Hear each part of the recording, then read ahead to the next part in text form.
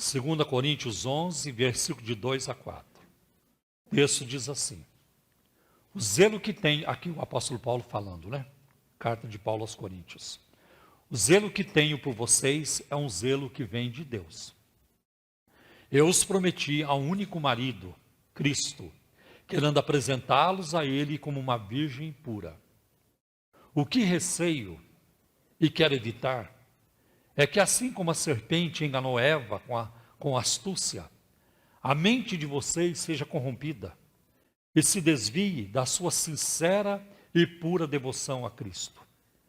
Pois se alguém lhes vem pregando um Jesus que não é aquele que pregamos, ou se vocês acolhem um espírito diferente do que acolheram, ou um evangelho diferente do que aceitaram, vocês o suportam facilmente. E o final do versículo 4 é interessante, a versão NVT, nova versão transformadora, diz assim: vocês aceitam de boa vontade o que qualquer um lhes diz. Vocês estão abertos para crer em qualquer coisa. É isso que significa o versículo 4. Irmãos, o que eu vou trazer para vocês hoje, eu quero, antes disso apresentar, eu quero citar outros textos para justificar o que nós vamos fazer aqui hoje. Ezequiel capítulo, não precisa ir anotando, porque a mensagem está sendo gravada, filmada no YouTube depois, você vai poder ouvi-la, voltar ao vídeo, pausar, anotar. Então é bom você prestar atenção. Ezequiel capítulo 33, lá pelo versículo 7, Deus diz assim: filho do homem, eu te pus como atalaia sobre a casa de Israel. Você vai ouvir as minhas palavras e você vai avisar o meu povo. Se o ímpio perecer e você não tiver avisado o ímpio, ele vai perecer, mas é de você que eu vou cobrar. Você será culpado da morte do ímpio. É muito forte isso. Em Atos capítulo 20, a partir do versículo 28, Paulo estava falando a líderes, aos líderes de Éfeso, e até o 31, e ele diz assim: olhai por vocês e por todo o rebanho, sobre o qual o Espírito Santo os constituiu bispos, para apacentarem a igreja de Deus, que ele resgatou com seu próprio sangue. Então o pastor cuida de si e tem que cuidar do rebanho. Porque eu sei, porque eu tenho certeza, que depois da minha partida, entrarão no meio de vocês lobos cruéis, que não perdoarão o rebanho, e que dentre vocês mesmos se levantarão homens perversos, e que falarão, homens cruéis, infiéis, que falarão coisas perversas, para atrair os discípulos a si. Lembrem-se de que durante 3 anos eu não cessei de alertar vocês dia e noite, e com lágrimas, chorando, eu alertei vocês. Olha quanto cuidado pastoral. Nós vamos ver ainda em Filipenses capítulo 1, versículo 16, Paulo dizendo: eu estou aqui para a defesa do Evangelho. Eu fui chamado para a defesa do Evangelho. Em 1 Timóteo capítulo 4, versículos 1 e 2, retrata muito o que está acontecendo no mundo evangélico atualmente. O Espírito expressamente diz que nos últimos tempos apostatarão alguns da fé, dando ouvidos a doutrinas de demônios. Deixa eu ver se eu me recordo do versículo. Apostatarão alguns da fé, dando ouvidos a espíritos enganadores e a doutrina de demônios. E ainda temos 2 Pedro, capítulo 1, versículo de 1 a 2. Assim como houve no meio do povo antigamente falsos profetas, falsos mestres, também haverá no meio de vocês falsos doutores, falsos mestres, que introduzirão sorrateiramente, sutilmente, heresias de perdição. Não é só pecado de adultério, pedofilia que leva para o inferno, heresia também leva. Aqui o Pedro está dizendo heresias de perdição. E negarão o Senhor que os resgatou, trazendo sobre si mesmos repentina perdição.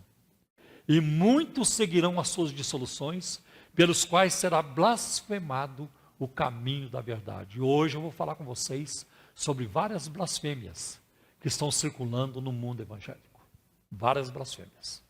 Então, eu vou dizer, o que eu vou pregar para vocês aqui hoje, não é o tipo de pregação que eu gosto de fazer num culto de ceia, mas eu preciso. Eu preciso, porque como disse o irmão Ivan para mim, depois da escola dominical, a situação é muito pior do que nós estamos percebendo. Acho que nós ainda não percebemos a gravidade do momento em que nós estamos vivendo. E é minha tarefa, é a tarefa dos pastores da igreja, de nós alertarmos o rebanho. O que você vai fazer com essa informação é outra história. Eu não posso obrigar você a nada, mas eu tenho que dar o alerta. Eu tenho que soar o alerta. Esse é o papel do atalaia, lá em Ezequiel capítulo 33. Então, e muitos seguirão as suas dissoluções, pelos quais será blasfemado o caminho da verdade. A tarefa do pastor é de alimentar o rebanho, mas não é só essa. O pastor, além de alimentar o rebanho, ele tem que proteger o rebanho dos lobos. E está cada vez mais difícil. Muito mais difícil, porque antigamente o pastor tinha as ovelhas no curral, fazia uma cerca bem feita e estava tudo bem.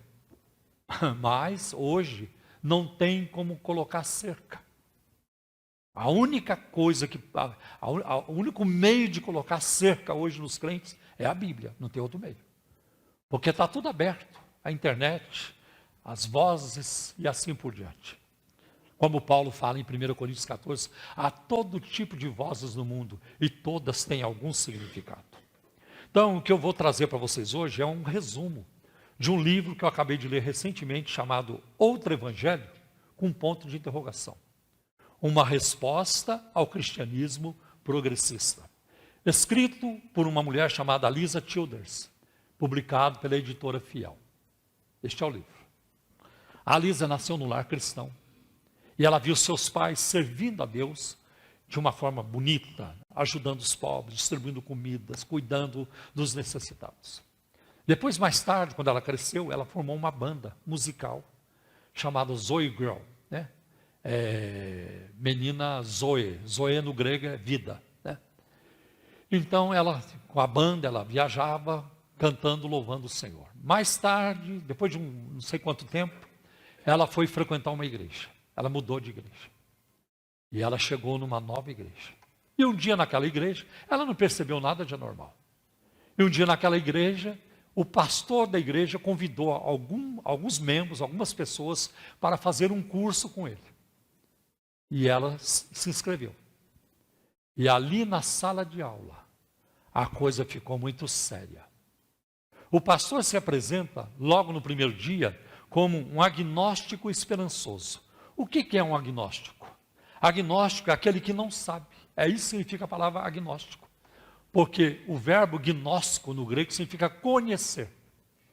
Quando coloca o A na frente, é desconhecer. Porque o A no grego forma o negativo. Por isso que tem anador, contra a dor. Anador é contra a dor. Então, começou com A, é negativo. Então ele diz, ele não, sou um agnóstico esperançoso. Agnóstico é a pessoa que professa incerteza sobre a existência de Deus. Eu não tenho certeza se Deus existe. Estou esperando, né? Estou esperançoso. Vocês podem imaginar um dos nossos pastores vir aqui no púlpito dizendo: meus irmãos, eu quero ser sincero com vocês. Eu não tenho certeza se Deus existe. Ele está desqualificado até para ser crente, muito menos para ser pastor, porque a palavra crente é aquele que crê. Quem fez o prefácio do livro foi o professor Franklin Ferreira, e eu vou agora fazer uma citação dele. O autonomeado cristianismo progressista, porque agora você quer saber o que é o cristianismo progressista. O autonomeado cristianismo progressista é uma abordagem teológica recente, surgida nos Estados Unidos, e que se desenvolveu a partir do cristianismo liberal, daqueles que põem em dúvida a Bíblia, lá do século XIX e no século XX. Os cristãos progressistas repudiam a Bíblia como a palavra de Deus, inspirada e infalível. Eles falam que a Trindade também não é uma doutrina importante, precisa ficar defendendo a Trindade. Desconsideram os ensinos sobre o pecado original e pessoal, e a salvação pela graça. O pecado desaparece. repudiam o nascimento virginal de Cristo Jesus, seu sacrifício expiatório e substitutivo na cruz e a sua ressurreição física dentre os mortos. Abdicam todo e qualquer milagre ou sinal divino. São críticos das igrejas ou são desigrejados e são indiferentes ou abandonam qualquer crença na segunda vinda de Cristo. Eles são indiferentes em relação à volta de Cristo. Apoiam ideologia de gênero, aborto, casamento homoafetivo e um punhado de outras coisas. Liberação das drogas e um punhado de outras coisas. Meus irmãos, no tempo que eu vivi nos Estados Unidos, por uma época eu fui aluno de um homem que se tornou muito conhecido, Walter Martin. Ele era um tremendo apologista, muito famoso na América do Norte. Ele foi meu professor. Ele tinha um programa de rádio diário, de segunda a sexta, eu acho que em umas 500 emissoras de rádio. E ele só respondia a pergunta. Ele é conhecido como The Bible Answer Man, o homem que responde pela Bíblia, ou responde a Bíblia. E o programa dele era de 2 horas, das 3 às 5 da tarde, de segunda a sexta. E ele era muito usado também na área dos debates. Ele debateu com muita gente. E um dia, aliás, foi o seu último debate, porque ele morreu aos 60 anos. O seu último debate, no domingo à noite, ele debateu com um bispo episcopal anglicano chamado John Spong. E naquele debate, o John Spong disse para ele: eu espero ser usado por Deus para introduzir o homossexualismo na igreja evangélica. Um dia na sala de aula, a Lisa, lá com o pastor progressista, alguém diz assim, ele perguntou: alguém já leu algum dos escritos gnósticos? O Apocalipse de Pedro, o Evangelho de Tomé, tem um punhado de coisa, né? Um punhado de obras. Aí alguém respondeu: eu gosto muito do Evangelho de Tomé. E a Lisa foi procurar. O que é o Evangelho de Tomé? Entre muitas outras coisas, eu vou resumir. O Evangelho de Tomé descreve um Jesus que diz ser um pecado jejuar, é pecado orar e é pecado fazer caridade. E que a única forma de uma mulher chegar ao céu é se transformando num espírito masculino. Essas são coisas que acontecem lá no Evangelho de Tomé. Os primeiros cristãos, eles sabiam a diferença entre os livros considerados como escritura e os que não eram. Encontramos o apóstolo Paulo citando o Evangelho de Lucas e chamando de escritura. Isso é uma maravilha. Eu achei fantástico. 1 Timóteo capítulo 5, versículo 18. O apóstolo Paulo cita o Evangelho de Lucas, lá em 1 Timóteo 5, 18. Pedro refere-se a todas as epístolas de Paulo como escritura. Isso está em 2 Pedro, capítulo 3, versículo de 15 a 16. Isso, meus irmãos, bem no início do Novo Testamento. O que é que os pais da igreja pensavam da Bíblia? Aqueles que surgiram depois da morte dos apóstolos. Papias, Tertuliano e outros. Eu vou citar alguns aqui. Desde o início, os cristãos têm estado de acordo que a Bíblia é coesa, coerente, inspirada por Deus e tem autoridade sobre as nossas vidas. Por isso a reforma protestante, porque a igreja naquela época era tradição, era purgatório, era tanta coisa que não está na Bíblia. Por isso os reformadores disseram: não, nós temos que voltar à Bíblia. A salvação está na Bíblia. E você já ouviu os 5 solas da reforma. Sola gratia, é só pela graça de Deus. Sola fidei, é só pela fé. Sola escritura, talvez o mais importante. Só a escritura. Nós não cremos em outras coisas, a não ser a Bíblia. Não tem livro de Mórmon, não tem qualquer outra coisa. Não tem visão, sonho, revelação. Eu já expliquei isso para vocês, que nós cremos nisso. Mas isso não é o principal. O que garante, o que dá sustento, o firme fundamento da nossa fé é a Bíblia Sagrada. É a Bíblia Sagrada. A visão de Lutero, que foi um dos principais reformadores, a visão de Lutero correspondia, batia com a visão dos antigos cristãos. Por exemplo, Clemente de Roma, que conheceu pessoalmente os apóstolos.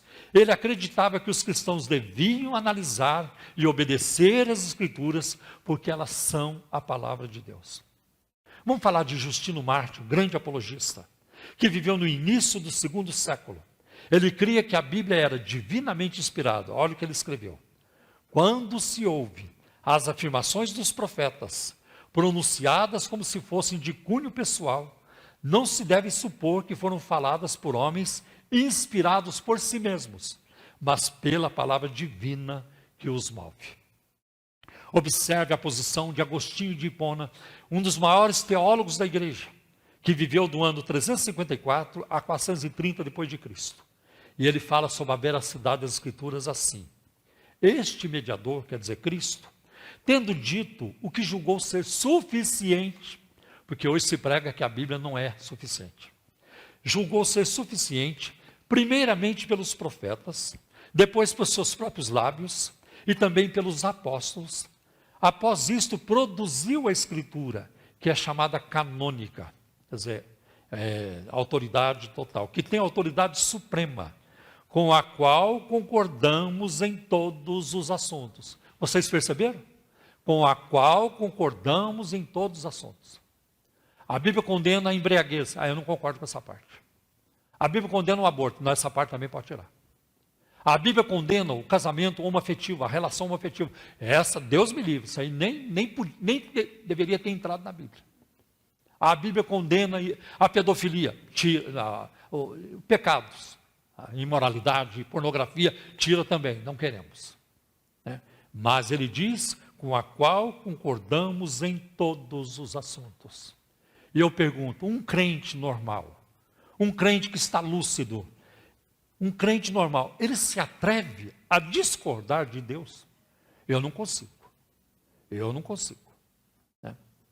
Compare agora essas declarações de Clemente, Justino, Agostinho, e tem muitos outros que eu vi que não teria tempo de trazer tudo para vocês.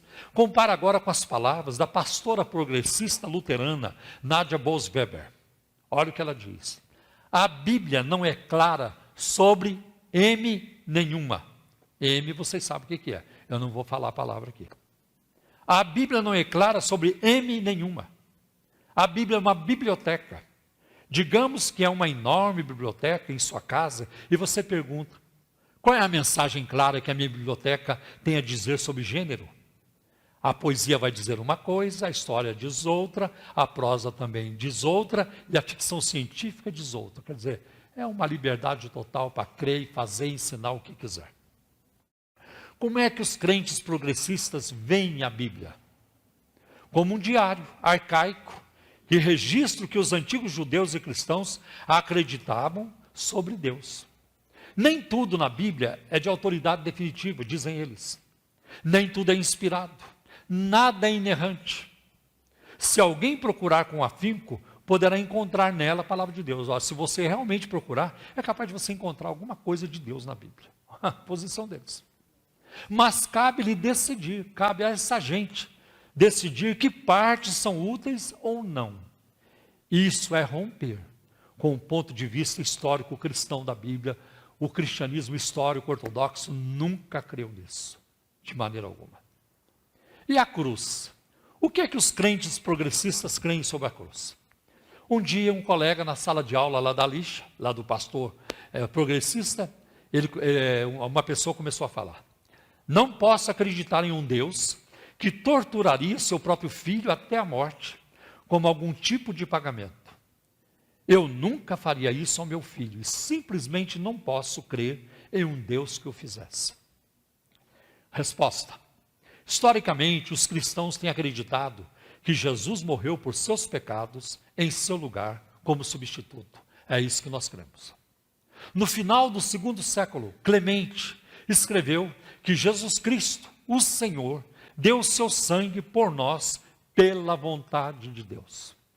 E a sua carne pela nossa carne e a sua alma pelas nossas almas. E aí nós vamos encontrar Atanásio, um dos principais pais da igreja, que ajudou, teve um papel muito importante para elaborar o credo de Atanásio, né? E ele escreveu essas palavras provavelmente no início do quarto século. Ao tomar um corpo como o nosso, porque todos os nossos corpos estavam sujeitos à corrupção da morte, ele entregou o seu corpo à morte no lugar de todos e ofereceu ao Pai. Agora, compare essa declaração com a palavra, essa do Atanásio, com a palavra do progressista, o autor progressista Michael Gangor. Ele diz o seguinte: dizer que Deus precisava ser apaziguado com sangue não é algo bonito, é horrível.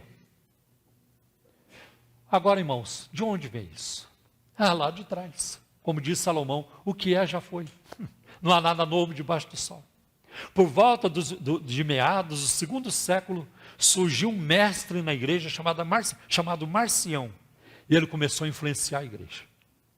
Os marcionitas rejeitavam todos os aspectos que incluísse ira, inferno ou julgamento.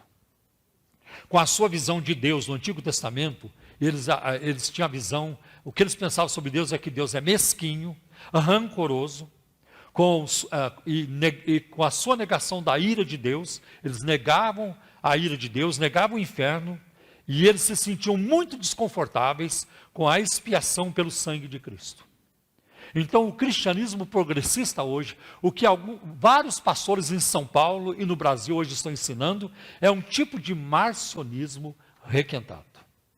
E tal como Marcião, um autor também muito conhecido, liberal, progressista, chamado Brian McLaren, ele escreveu um livro chamado Ortodoxia Generosa. Eu vou falar nisso no final da pregação. E ele acredita que o Deus que encontramos no Antigo Testamento é diferente do Deus justo, santo, compassivo e Pai de nosso Senhor Jesus Cristo que encontramos no Novo Testamento, o que é uma pura mentira, porque em Hebreus 13:8 diz: Jesus Cristo é o mesmo ontem e hoje e eternamente. Mais uma declaração do Rob Bell. A igreja continuará sendo ainda mais irrelevante ao citar cartas de 2000 anos atrás como a sua melhor defesa. Então é uma burrice ficar citando a Bíblia, na opinião dele. É perda de tempo, isso não ajuda em nada, são documentos de 2000 anos atrás. Nem tudo, eles creem assim, nem tudo que foi Deus quem mandou. Ezequiel deitar-se de lado durante 430 dias, como está lá em Ezequiel 4, versículo de 7 a 8, foi Deus que mandou? Ou então Isaías andar nu e descalço durante 3 anos, como aparece lá em Isaías capítulo 20, versículo de 1 a 6? Isso foi provavelmente apenas o que eles pensavam que Deus queria que fizessem. Não foi Deus que mandou eles fazer isso. Isso saiu da cabeça deles. Essa é a posição do progressista. Agora, como é que Jesus via as Escrituras? Porque Cristo é a autoridade máxima. Não tem ninguém que tem mais autoridade do que Cristo a respeito das Escrituras. E nós vamos encontrar que Jesus, por exemplo, ele ensinou em Mateus capítulo 5, versículo 17, que ele não veio para abolir a lei, para revogar a lei e os profetas, mas para cumprir a lei. Ele não jogou a lei na lata do lixo. Eu vim para cumprir a lei. Tudo que está lá e que tem a ver comigo, isso será cumprido, e foi isso que aconteceu. Agora vamos encontrar em 2 Timóteo, um texto muito conhecido, capítulo 3, versículos 16 e 17 diz: toda a Escritura é inspirada por Deus e útil para o ensino, para a repreensão, para a correção, para a educação na justiça, a fim de que o homem de Deus seja perfeito e perfeitamente habilitado para toda boa obra. Um autor evangélico, Dr. Michael Kruger, ele escreve: essa declaração de Paulo, aqui em 1 Timóteo 3, versículos 16 e 17, sugere a mais alta e absoluta autoridade da Escritura, a autoridade da voz divina. E o Kruger continua: sempre que Jesus disse, está escrito, como ele fez lá na tentação do deserto, em Mateus capítulo 4. Sempre que Jesus disse, está escrito, ele apelava não apenas à autoridade, mas também a inspiração das Escrituras. Jesus e os apóstolos citam o Antigo Testamento, né, ou o equivalente, dezenas de vezes no Novo Testamento. O que Deus diz, está dito. O que Deus disse, está dito. Não tem como mudar. É possível reformular, mudar a Constituição de um país? Sim, porque já foi feito até. Mas é impossível reformular a Bíblia. Não tem como fazer isso. Porque a palavra de Deus é eterna. A palavra de Deus é eterna. E para aqueles que vivem dizendo que a Bíblia é um livro muito antiquado, a frase de Lutero nos ajuda muito. A Bíblia não é nem antiga e nem moderna. A Bíblia é eterna. Uma boa frase de Lutero para você guardar. Então nós vamos ver isso aí. A Bíblia, o que Deus disse está dito. Preste atenção agora. A Bíblia tem autoridade para corrigir o nosso pensamento e também o nosso comportamento, o que essa gente não quer. A Bíblia vem falar para mim que eu estou fazendo está errado?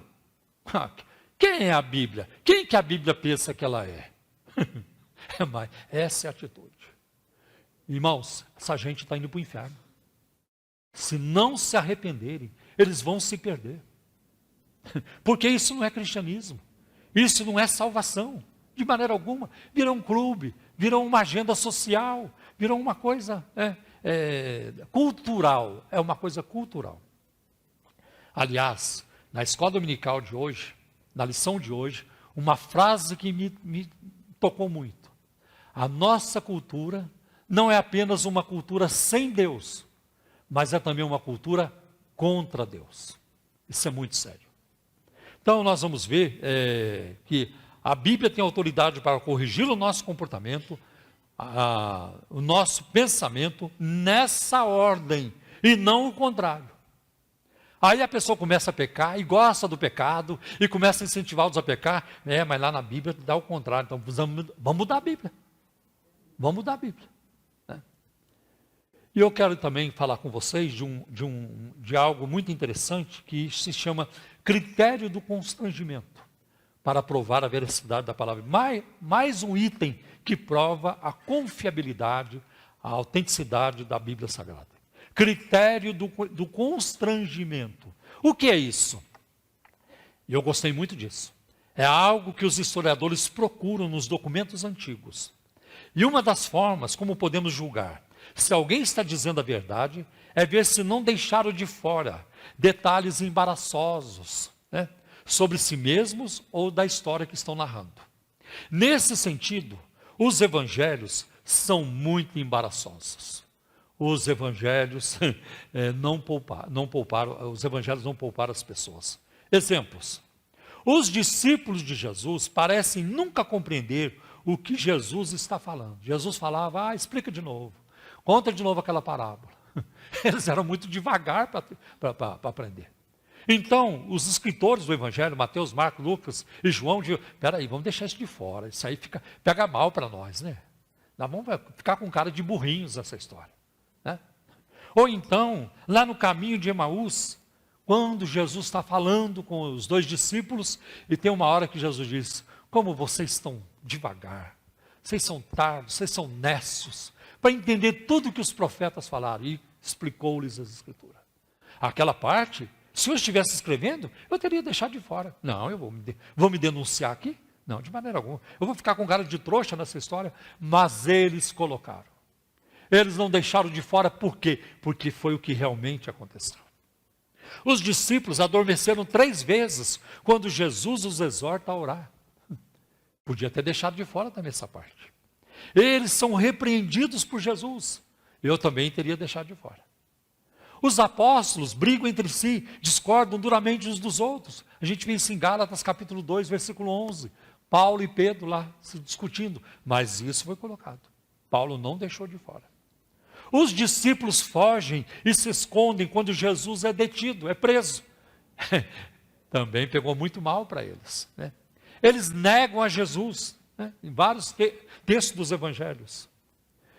Também ficou muito mal para eles. E por último, aqui na minha lista, essa lista é longa, mas não tem como entregar tudo, as mulheres como testemunhas da ressurreição. Mas espera aí, Mateus, Lucas, você vai colocar que uma mulher falou que Jesus ressuscitou, mas a palavra da mulher não tem valor, e naquela época não tinha. As mulheres não podiam depor, serem testemunhas num tribunal, porque a palavra da mulher não tinha valia nenhuma. E eles colocaram as mulheres, mais aí um item embaraçoso. Por que eles colocaram a mulher? Porque foi o que aconteceu. Por pior que seja para a gente, nós vamos ficar mal na fita, mas nós temos que dizer a verdade. E é nisso que eu acredito também. Os evangelhos incluíram muitos ditos, muitas palavras exigentes de Jesus e detalhes difíceis da sua vida. Por exemplo, Jesus disse que eles teriam que comer o seu corpo e beber o seu sangue. Isso não pegou bem, tanto que Jesus perdeu discípulos por causa dessa posição. Eu teria deixado de fora também essa parte. Expressões como hipócritas, falsos profetas, sepulcro caiados, serpentes, raça de víboras e guias cegos são alguns exemplos. Não diria que os seus próprios irmãos, eu não escreveria, que os próprios irmãos de Jesus o rejeitaram, que outros o chamaram de glutão, beberrão, ou que ele era um endemoninhado, que ele era louco. Eu não teria falado isso, eu não teria colocado isso. Eu nem informaria que Jesus teria morrido crucificado. E ele morreu. Bom, mataram Jesus. Crucificado, isto é, maldito, de acordo com Deuteronômio 21 e versículo 23. Maldito aquele que foi pendurado no madeiro. A tendência seria de simplificar, unificar, clarificar, embelezar o texto, facilitar as palavras de Jesus, embelezar as palavras de Jesus, tornar o cristianismo muito mais amplo, mais fácil, mais agradável, mais digerível, mais palatável. Mas não o fizeram, porque o cristianismo não é amplo, o cristianismo não é fácil, o cristianismo não é agradável, é incrivelmente difícil. Pergunta para Estevão quando chegar no céu, pergunta para os mártires do Coliseu Romano, pergunta para aqueles que têm morrido, pergunta para as vítimas do Estado Islâmico, lá do Iraque, quão é difícil a fé cristã. O cristianismo é descrito como um caminho estreito, o qual poucas pessoas encontram, de acordo com Mateus capítulo 7, versículo de 13 a 14. Quanto ao inferno, vamos de novo aí a declaração da pastora progressista luterana Nadia Bolz-Weber. E ela diz assim: uma das coisas mais interessantes que as pessoas me dizem é: não sou religioso nem nada, só espero que ser uma boa pessoa seja suficiente. Isso eu sempre digo. O suficiente para quê? Para quê? Para evitar a punição de ser queimado nos fogos eternos de algum tipo de inferno imaginário? Então, nem crê no inferno, como muita gente não crê. É uma imaginação. Esse negócio do inferno surgiu da mente das pessoas. No livro O Amor Vence, publicado pela editora Sextante, do Rob Bell, é um autor progressista, liberal, ele sugere que o inferno é apenas a experiência literal do mal na terra. São as feridas causadas pelo genocídio, estupros e homicídio. A negação de um lugar literal, chamado inferno, é agora comum entre os progressistas. Até um pastor aqui em São Paulo falou recentemente: graças a Deus, que eu fiquei livre do medo do inferno. Porque para ele o inferno não existe mais. E eu vou dizer, antes que eu me esqueça, às vezes lá no final eu me esqueço. Muitos pastores que hoje estão num abismo, foram referências. E vocês se lembram como eles pregavam a interpretação bíblica, como empolgava, como promovia fé em Cristo, fé na palavra de Deus, como incentivava a uma vida piedosa, pois eles caíram, se apostataram. Eles apostataram. E alguém pergunta para mim: mas por que, pastor Paulo? Por que acontece isso? E a minha resposta é: porque ainda não surgiu na face da terra um ser mais esperto do que Satanás. O diabo os enganou. Também existe a crença do universalismo de que todo mundo vai ser salvo. Então, o progressismo também prega isso. É a crença de que todos os seres humanos, em alguns casos até os demônios, os anjos caídos, serão salvos. Por exemplo, um autor chamado Zahend, ele afirma que o inferno é contrário ao ensino de Jesus, e eu coloco agora entre aspas, Jesus não afirmou que todos os não crentes, que todos os não cristãos vão para o inferno. Jesus nunca disse isso. Tem um pastor aqui em São Paulo que ele chegou a falar, não se surpreendam se vocês se encontrarem com o Hitler lá no céu. Não se surpreendam se vocês se encontrarem com Nero lá no céu. Não se surpreendam. O que é que o Novo Testamento diz sobre o inferno? No Apocalipse 21:8, um lago que arde com fogo e enxofre. 2 Tessalonicenses 1:9, eterna perdição. Banimento da presença do Senhor e da glória do seu poder. O próprio Jesus descreveu o inferno em Mateus 25, versículo 46, como tormento eterno. Em Marcos capítulo 9, 46, um lugar onde o fogo nunca se apaga. Também em Marcos 9, 48, um lugar onde o verme não morre, nem o fogo se apaga. E aqui, em Marcos 9, 48, Jesus estava citando Isaías capítulo 66 e o versículo 24. Trevas exteriores, onde haverá pranto e ranger de dentes. Isso aparece em vários textos do Novo Testamento, Mateus 8, versículo 12. Preste atenção nessa expressão ranger de dentes. Que eu passei muitos anos sem compreender isso. Ali haverá choro e ranger de dentes. Ranger de dentes, essa turma está lá arrependida, lá no inferno. Essa turma finalmente se humilhou. Essa turma voltou atrás. Ranger de dentes não significa isso. E agora vamos aprender o que significa. Aliás, antes de falar de ranger de dentes, Jesus também contou a parábola das 10 virgens, da porta larga, a porta estreita, o caminho largo e o caminho estreito, as ovelhas e os cabritos no julgamento final, em Mateus 25, 46. O rico e Lázaro, em Lucas 16. Um estava no inferno, no Hades, e Lázaro no seio de Abraão, em descanso no seio de Abraão. Mas ranger de dentes.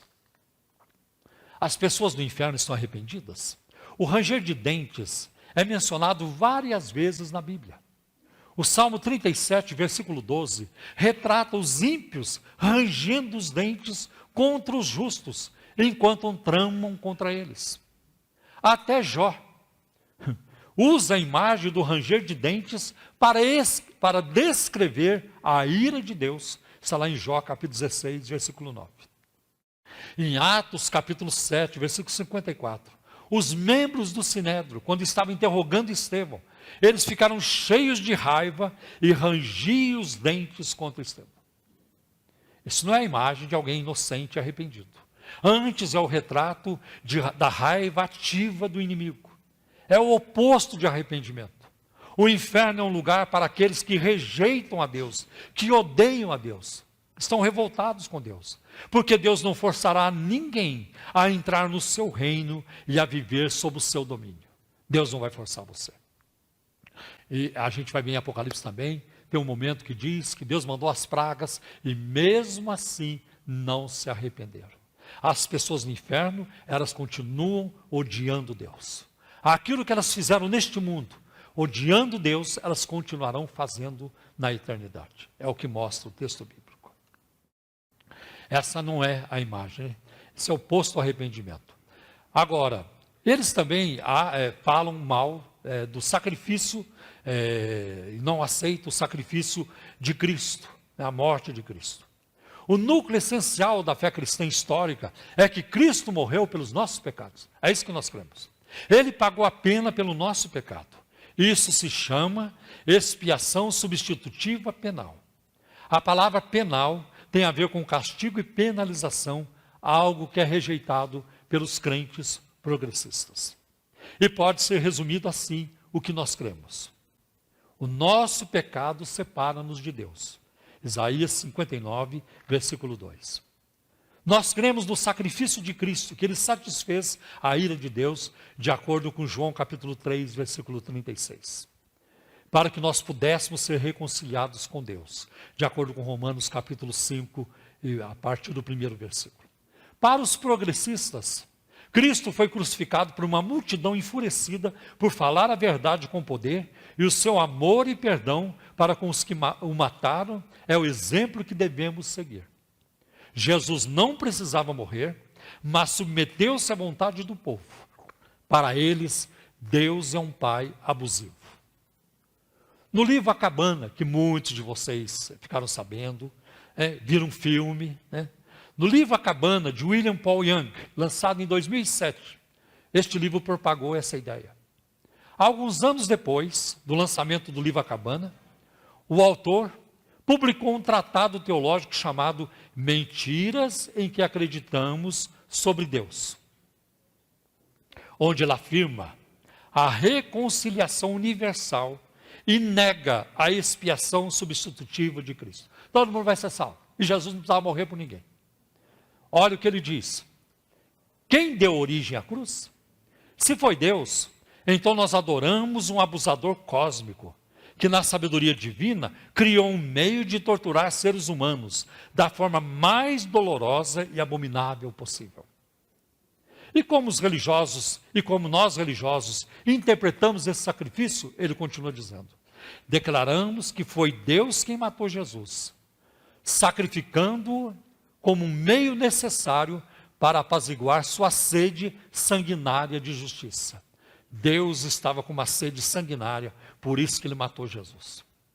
Para ele, para esse autor, para o da Cabana, a ideia de que o pai teria exigido o filho a levar o nosso castigo é abominável. Não tem como concordar com isso. O pastor progressista britânico Steve Chalk, ele diz que um pai vingativo castigou o seu filho por uma ofensa que ele nem sequer cometeu. Mas foi isso que ele fez. E agora, para trazer mais perto de nós, famoso educador, Rubem Alves, que foi protestante, foi presbiteriano e rompeu com o cristianismo, com o protestantismo. Quando ele estava no Rio de Janeiro, em 2003, numa igreja presbiteriana, num evento para comemorar o aniversário da Reforma Protestante, pasmem, ele disse, somente um Deus cruel e sádico enviaria seu próprio filho para morrer daquela forma para pagar os pecados humanos. E voltando a Rob Bell, ele diz, Deus não criou o sistema sacrificial. As pessoas é que o fizeram. O sistema sacrificial evoluiu à medida que os humanos desenvolveram ritos e rituais para ajudá-los a lidar com a culpa e o medo. Não foi ideia de Deus matar animais, altar, essas coisas. É porque eles estavam se sentindo culpados, tinham medo. Vamos matar, vamos matar. Não partiu de Deus, dizem eles, partiu das próprias pessoas. Meus irmãos, tais citações descaracterizam a visão cristã histórica da cruz. Os progressistas descrevem um Deus e suas ações usando palavras como hostil, torturador, mesquinho, abusador, abominável, sedento de sangue, quando a Bíblia descreve o nosso Deus como Pai, como Criador, provedor, como um bálsamo e como nosso pastor. Essa é a figura de Deus para nós na Bíblia. A ira de Deus é o julgamento controlado e justo de tudo que se opõe à perfeita natureza e amor do Senhor. Vários de nós aqui, eu também acho que já fiz isso. No momento de raiva, fizemos o que não devíamos. Falamos o que não devíamos. Mas a ira de Deus é uma ira controlada e é uma ira justa contra todo tipo de pecado. E nós devemos ser muito gratos a Deus pela ira de Deus. A ira de Deus implica que haverá justiça para as vítimas do holocausto. A ira de Deus significa que o Estado Islâmico do Iraque não escapará com as suas atrocidades. A ira de Deus indica isso. A ira de Deus indica que o STF, todas as suas mazelas serão julgadas por Deus, eles não escaparão. Os juízes do Brasil, que hoje estão atuando fora da Constituição, com base em amigos ou inimigos, daquilo que gosta, do que não gosta, eles serão julgados por Deus, eles não escaparão. Você pode ter certeza disso. Os terroristas não escaparão, os pedófilos não escaparão, ninguém vai escapar. Aqueles que andam assassinando mulheres, todos os que vivem no pecado, eles não escaparão. Porque se escapar, já não estamos mais falando do Deus da Bíblia. E o Deus da Bíblia chamará todos à justiça. Com toda certeza. Tanto, a ira de Deus significa que um dia todo o mal e o pecado serão julgados. E os pecados dos políticos também, de todos, de pastores, de padres, de rabinos, de imãs, de tudo que aparecer por aí. Tanto o Antigo quanto o Novo Testamento estão repletos de passagens relativas aos conceitos do sacrifício, de Deus requerendo sangue, da ira de Deus pelo pecado, sobre Jesus pagar a pena do nosso pecado. Olha o que diz Hebreus 9:22. Sem derramamento de sangue não há remissão de pecados. Aí eles vão dizer, mas isso aí é Bíblia. Quem é a Bíblia? Quem que a Bíblia pensa que é para ficar falando essas coisas? Essa é a posição dessa gente. E aí nós vamos encontrar em Levítico 17:11, porque a vida da carne está no sangue. Eu vou-lhe tenho dado sobre o altar, para fazer expiação pela vossa alma, porquanto é o sangue que fará expiação em virtude da vida. E qual é a posição de Jesus? Como qualquer judeu do primeiro século, Jesus acreditava que todo o Antigo Testamento, também chamado de Antiga Aliança, era a palavra inspirada e autorizada de Deus. Ele confirmou as palavras de Moisés, através de quem Deus falou, para instituir o sistema sacrificial. E essa prova está em João capítulo 5, versículo 46. Após o pecado, Adão e Eva perceberam que estavam nus, sentiram-se envergonhados e se esconderam. Deus os cobriu com peles de animais. Foi o primeiro derramamento de sangue na história, quando nenhum judeu existia ainda. Deus já fez. Sem derramamento de sangue não há remissão. Veja, Isaías 53 previu a morte de Cristo. O servo sofredor vai levar sobre si o castigo que nos traz a paz estava sobre ele, e pelas suas feridas nós somos sarados. Em Atos capítulo 2, versículo 23, olha o que Pedro declarou no dia de Pentecostes. Ele afirmou que Jesus foi entregue pelo determinado desígnio e presciência de Deus. O Messias não foi crucificado só por causa da ira da multidão, da raiva da multidão, mas porque este era o plano de Deus. E Jesus disse em João 10,17, a minha vida ninguém tem poder para tomá-la de mim, eu de mim mesmo a dou. Este mandamento recebi de meu Pai. Na última ceia, Jesus partiu o pão com seus discípulos dizendo, isto é o meu corpo oferecido por vocês, como faremos daqui a pouco. Lucas 22:19. Depois tomou o cálice e disse, este é o cálice da nova aliança no meu sangue, derramado em favor de vocês. Lucas 22:20. Olha, tem uma tumba lá fora com raiva, então eu vou fazer isso. Não, tudo. O cordeiro que foi morto desde antes da fundação do mundo, está lá em Apocalipse. Isso é muito forte. O cordeiro que foi morto. E Pedro diz que o sangue de Cristo foi conhecido desde antes da fundação do mundo. Como é que vai dizer que agora os judeus, com medo, com culpa, inventaram desde antes da fundação do mundo? Gente, é muito sério. É muito sério. Em 1 Coríntios 15, versículo de 3-5, Paulo escreveu, antes de tudo, vos entreguei o que também recebi. Antes de tudo, o mais importante, eu vou colocar para vocês agora. Que Cristo morreu pelos nossos pecados, segundo as Escrituras, e que foi sepultado e ressuscitou ao terceiro dia, segundo as Escrituras. E apareceu a Cefas e depois aos 12.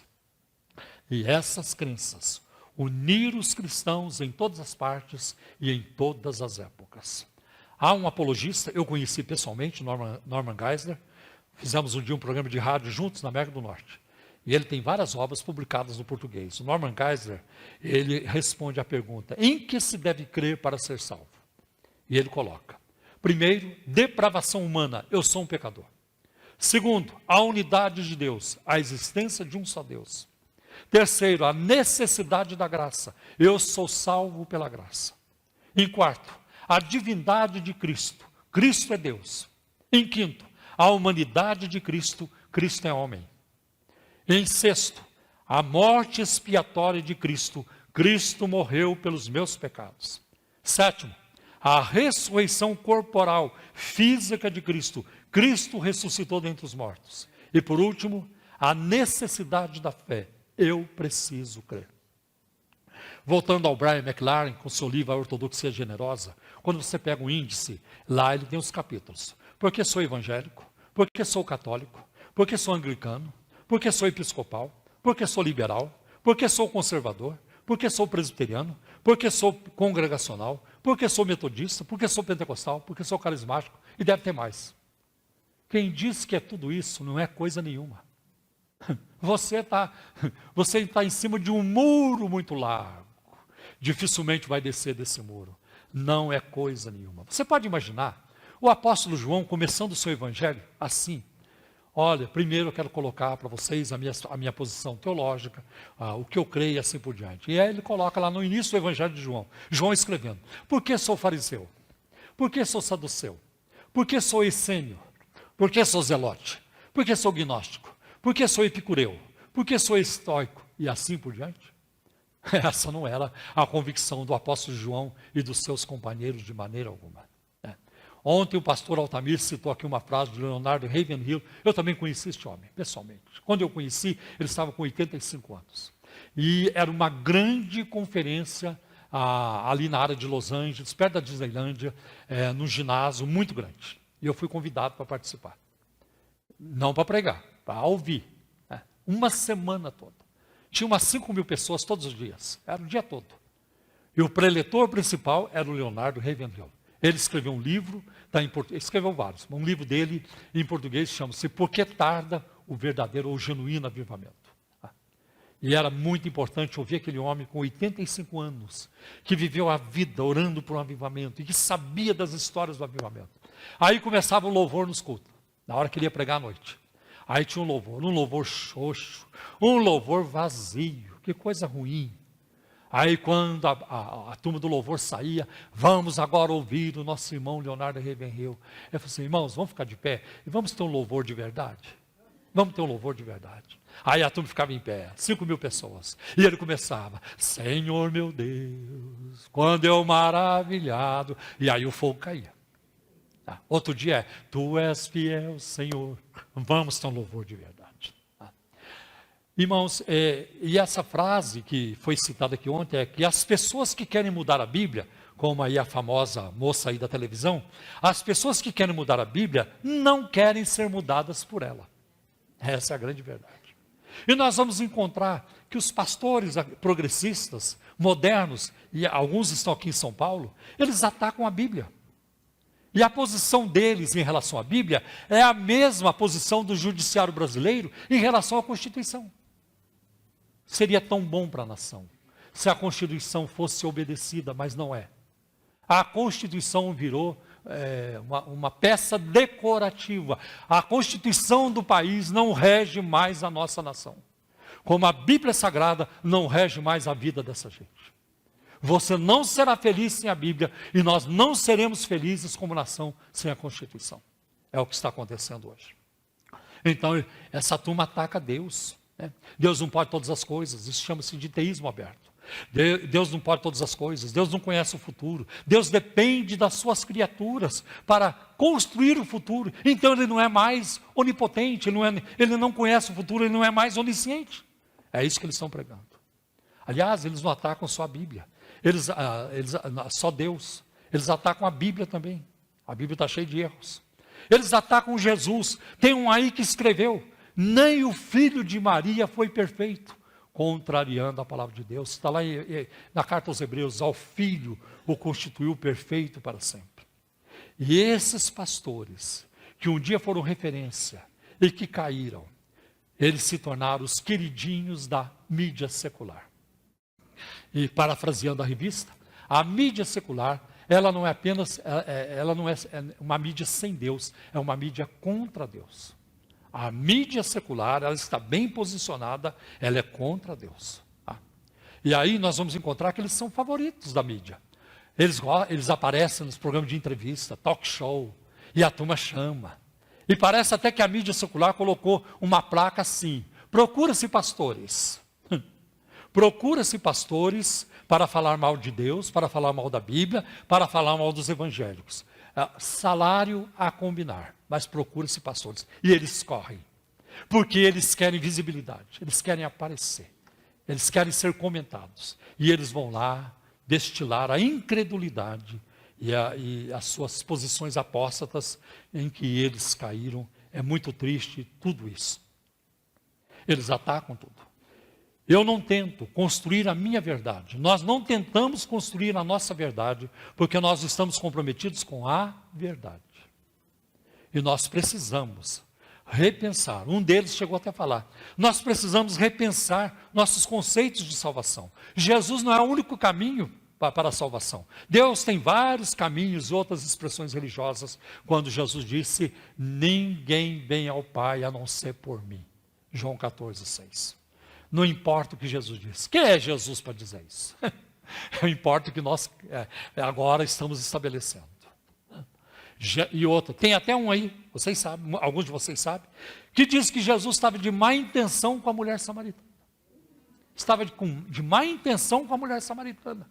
E quando Jesus começa a dialogar com a mulher samaritana, tem uma hora que a mulher desconfia da má intenção de Jesus, e ela diz assim para ele, eu sei onde você quer chegar. E quando Jesus diz, que aquele que crê em mim, rios de água viva saltarão do seu interior, Jesus estava se referindo ao sêmen, na ejaculação, na relação sexual. É muita podridão, é muita coisa triste. Desculpe, eu não poupei vocês disso. Mas eu não posso poupar, porque vocês não serão poupados. As mídias sociais não pouparão vocês. E é bom que você saiba isso da forma correta, à luz da Bíblia Sagrada. Então, nós precisamos de tudo isso. A Bíblia, ela não é insuficiente, ela não precisa ser atualizada. E outra, quem discorda deles é obtuso, mente fechada, é retrógrado, não sabe de nada, gente tosca. Eles até já me chamaram de tosco. O Paulo Romero é um tosco.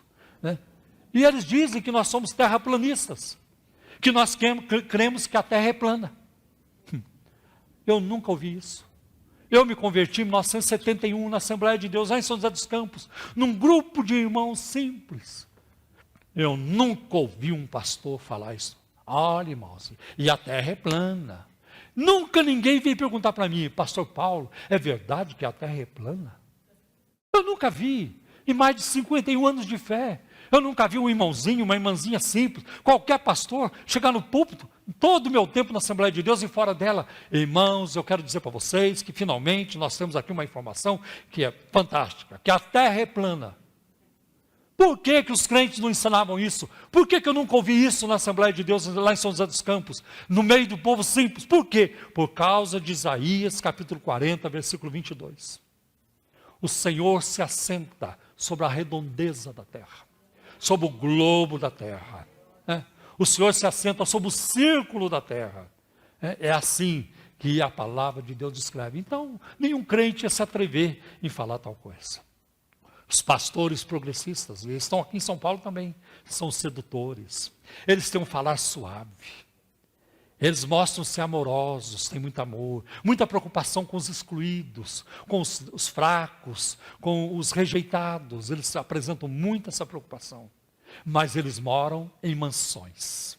Eles têm salários altíssimos, que alguns executivos de grandes multinacionais não têm. Eles vivem com dinheiro que vocês não imaginam, nem eu imagino. Eu sei mais ou menos, mas não posso bater um martelo. Mas é muito dinheiro. Tá? E eles falam do pobre e tudo isso, mas a vida deles, os carros que eles usam. Então os pastores progressistas são sedutores, um falar suave, mostram-se amorosos, preocupados com questões sociais, etc. E o que eu vejo nessa gente é prepotência, arrogância e rebelião. A igreja cristã no Brasil precisa entender que o mesmo adversário que parasitou e predou a igreja cristã na América do Norte e na Europa está presente no Brasil. Está presente. Não podemos redefinir quem é Deus e como Ele age e chamarmos isso de cristianismo. Não podemos criar as regras e fazer o que é certo aos nossos próprios olhos e ainda afirmarmos que somos seguidores de Jesus. A nossa única opção é fazer do jeito dele, ou nada, ou não fazer.